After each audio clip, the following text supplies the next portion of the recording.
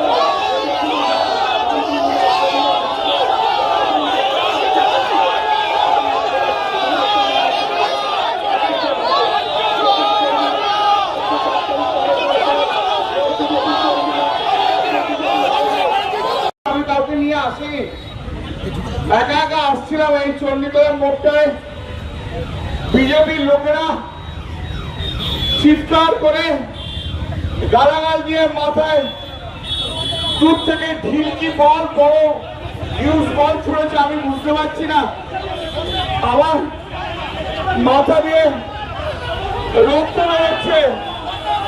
আমি তা সত্ত্বেও আমি আপনাদের কাছে বলতে এসেছি একটাই কথা, আমার আর বলার মতো শক্তি নেই, আমার সত্যি বলার মতো শক্তি নেই। আপনারা বাংলার মানুষ,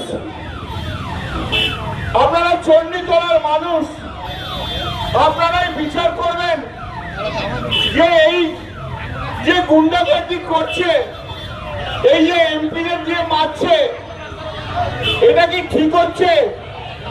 এখানে কোনো জনরোষ টনরোষ নেই।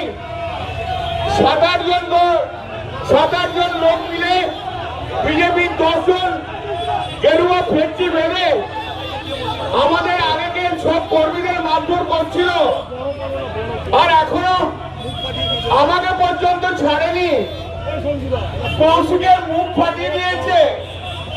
একটু আগে আমি যখন হেঁটে হেঁটে আসছিলাম, তখন একজন ভদ্রমহিলা, তিনি মোটর সাইকেল করে যাচ্ছিলেন, তার পিছনে মনে স্বামী ছিল, রাস্তায় নেমে আমাকে বললো, দাদা আমাদের প্রচন্ড মেরেছে বিজেপির লোকজন।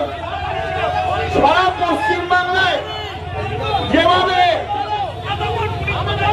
বিজেপি যেভাবে আমাদের উপরে অত্যাচার করছে, বিজেপি শূন্য করে দিতে চাইছে, ওরা সিপিএম কে এবং পশ্চিমবাংলায় কংগ্রেসকে অক্সিজেন দিতে চাইছে।